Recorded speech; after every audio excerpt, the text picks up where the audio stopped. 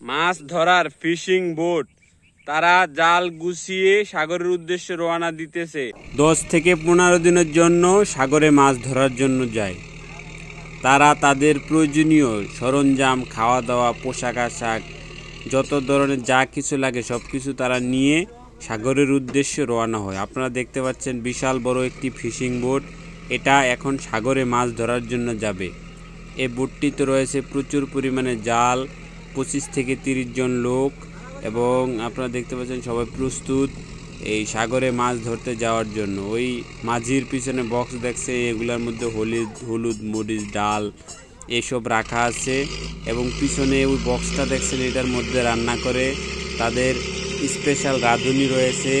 তারপরে দেখা যায় মিস্ত্রি রয়েছে, মেশিনের ইঞ্জিনিয়ার যেটাকে বলে।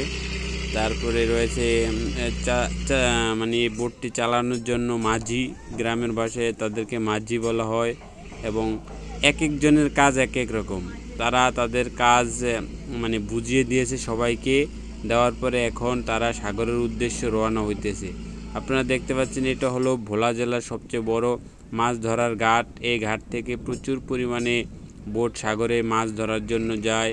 বড় বড় সাগর, বঙ্গোপসাগরে তারা মাছ ধরে। একটি বোট তৈরি করতে এবং জাল সহকারে সাগরে মাছ ধরার উপযোগী করতে কোটি টাকা খরচ হয়ে যায়। যারা বিত্তবান তারাই শুধু তারা এই বোটগুলা তৈরি করে তারপরে লোক চ্যাটিং করে এই সাগরের উদ্দেশ্যে মাছ ধরার জন্য পাঠিয়ে দেয়।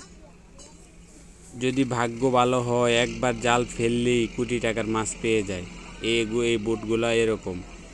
আপনারা দেখতে পাচ্ছেন বোটটি অলরেডি চলে যাচ্ছে। এই ঘাটে 300 থেকে 400টি বোট রয়েছে।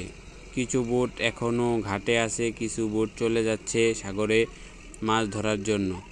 একটি বোট